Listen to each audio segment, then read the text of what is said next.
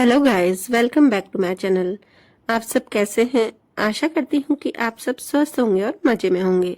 और सबसे पहले तो दिल से धन्यवाद कि आप सब अपना कीमती वक्त निकालकर मेरा व्लॉग देखने के लिए आते हैं। तो गाइस, आप सब जानते ही हैं कि मैं गई हूँ अपनी फैमिली के साथ स्टैचू ऑफ यूनिटी। और लास्ट व्लॉग में मैंने आपके साथ शेयर किया था जंगल सफारी। तो चलिए, इस व्लॉग में मैं आपसे शेयर करूंगी कि हमने पेट जोन और कैक्टस गार्डन में क्या क्या देखा। तो पेट जोन में सबसे पहले था हॉर्स। तो हॉर्स को मैंने कैप्चर नहीं किया था क्योंकि इतना थक गए थे ना, तो मन ही नहीं हो रहा था पेट जोन में जाने का। धूप भी बहुत ज्यादा हो रही थी। पर दृष्टि को पेट्स बहुत अच्छे लगते हैं, तो दृष्टि की जिद की वजह से हम वहां गए। पर वैसे ही कहीं ना कहीं तो हमें घूमना ही था। तो और ये पेट जोन था ना, वो जंगल सफारी के बिल्कुल सामने था। और हॉर्स के बाद था डक्स का जोन। तो डक्स का जोन एकदम बड़ा सा था और उसमें हमें अंदर भी जाने दिया था। आप डक्स को हाथ भी लगा सकते हैं। बहुत ही प्यारी प्यारी डक्स थी। और इसमें क्या था ना, एक साइड से आप एंटर करोगे और फिर पूरा ऐसे रास्ता बना था, फिर उसके बाद आप दूसरी साइड से निकलोगे। तो जब दूसरी साइड से निकलोगे ना, तो वहां पे था लामा। तो लामा के साथ बहुत सारे पिक्स लिए।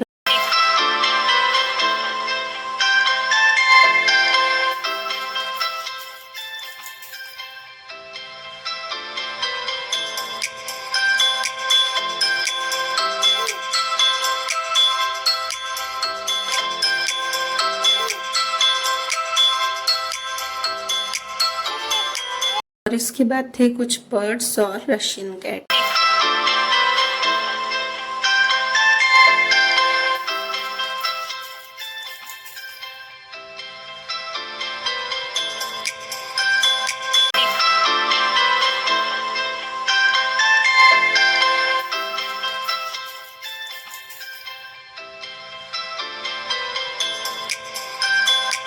फिर थोड़ा सा आगे चलते ही बहुत सारे अलग अलग बर्ड्स थे। इग्वाना था। ये इग्वाना भी पेट्स ही होते हैं। हमारे यहाँ पर एक बार रिपब्लिक डे पे ऐसे रोड शो होते हैं ना, वहां पर 2-3 जने इग्वाना को लेके आए थे, तब भी मैंने देखा था कि इग्वाना भी पेट्स होते हैं। और इसके बाद था फेरट। तो फेरट जो होता है ना, वो पाइप के अंदर घूमता है और उसके लिए ऑरेंज कलर की जो बड़े बड़े पाइप है ना, वो बने हुए थे।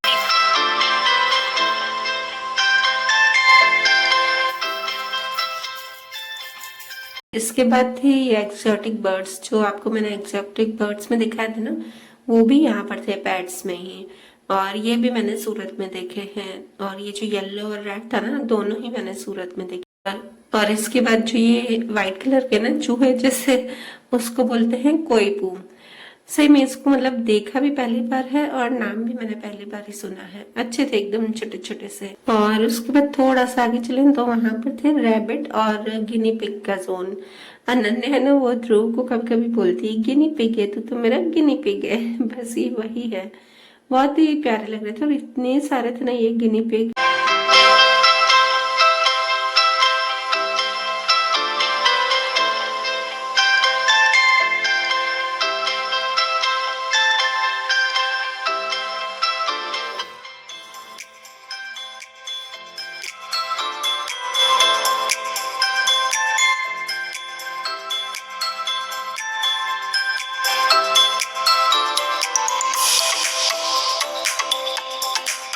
जोन में बस इतना सा ही था, इससे ज्यादा नहीं था।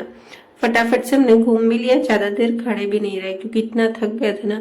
तो अब हम पेट जोन के बाद जाएंगे सरदार सरोवर डैम। पर इस समय जो बस में रश थी ना, इतनी ज्यादा थी ना, मतलब हमको बैठने की सीट तो नहीं मिली पर खड़े रहने के लिए भी जगह नहीं थी इतनी। और फिर उसके बाद हम उतरे ना, तो और सरदार सरोवर डैम आने के बाद मैंने कुछ भी शूट नहीं किया क्योंकि मैं इतनी थक गई थी ना। बस वहाँ थोड़ा सा ही खाया, छोले वोले लिए, बस उसके बाद हम सीधा निकल गए कैक्टस गार्डन। तो कैक्टस गार्डन के लिए भी पहले हमें यहाँ से बस मिली और फिर बस स्टॉप आया, फिर उसके बाद एक मिनी बस आई और हम फिर मिनी बस में गए कैक्टस गार्डन। और कैक्टस गार्डन तो भी बहुत ही अच्छा था और उसके सामने था कैक्टस ट्रेल। पर हम इतना थक चुके थे ना, तो हमने कैक्टस गार्डन भी बस आधे घंटे में ही घूमा।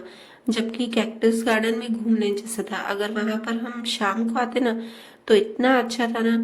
और कैक्टस गार्डन में तो इतने सारे कैक्टस थे ना, कभी आपने देखे भी नहीं होंगे और ना ही इनका कभी नाम सुना होगा।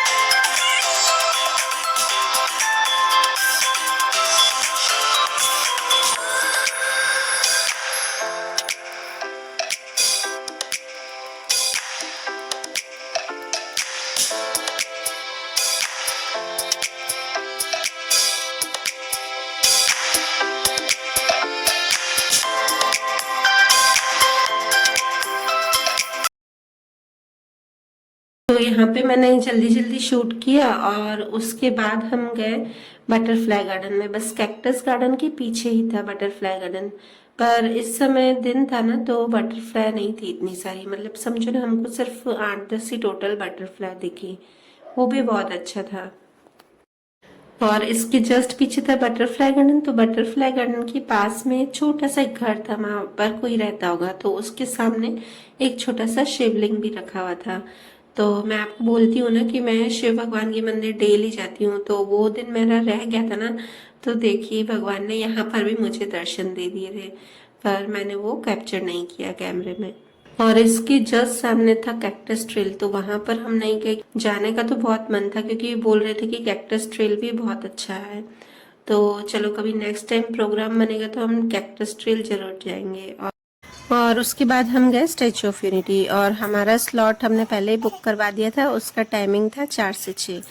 तो कभी भी आप अगर स्टैचू ऑफ यूनिटी जाते हैं ना तो 4 से 6 का स्लॉट ही बेस्ट रहेगा। हमको किसी ने बताया तो नहीं था, पर जो SOU की वेबसाइट थी ना उसकी गाइडलाइन में हमने पढ़ा था। क्योंकि क्या है ना कि अगर आप स्टैचू ऑफ यूनिटी 4 से 6 जाएंगे ना तो वहां पर 6 से 6:30 तक वो कंप्लीट होगा पूरा, और उसके बाद ही सब लोग वहां पर ही बैठ जाते हैं। बाहर चेयर्स लगी हुई है और वहां से होता है प्रोजेक्शन शो। फ्रेंड्स, तो वीडियो को करती हूँ यहीं पर ही एंड, और नेक्स्ट व्लॉग में आपको मैं बताऊंगी कि हमने स्टैचू ऑफ यूनिटी के अंदर और ग्लो गार्डन में क्या क्या देखा। और व्लॉग में बने रहिएगा, और अगर आपको मेरा व्लॉग अच्छा लगे तो प्लीज इसे लाइक शेयर एंड सब्सक्राइब जरूर कीजिएगा।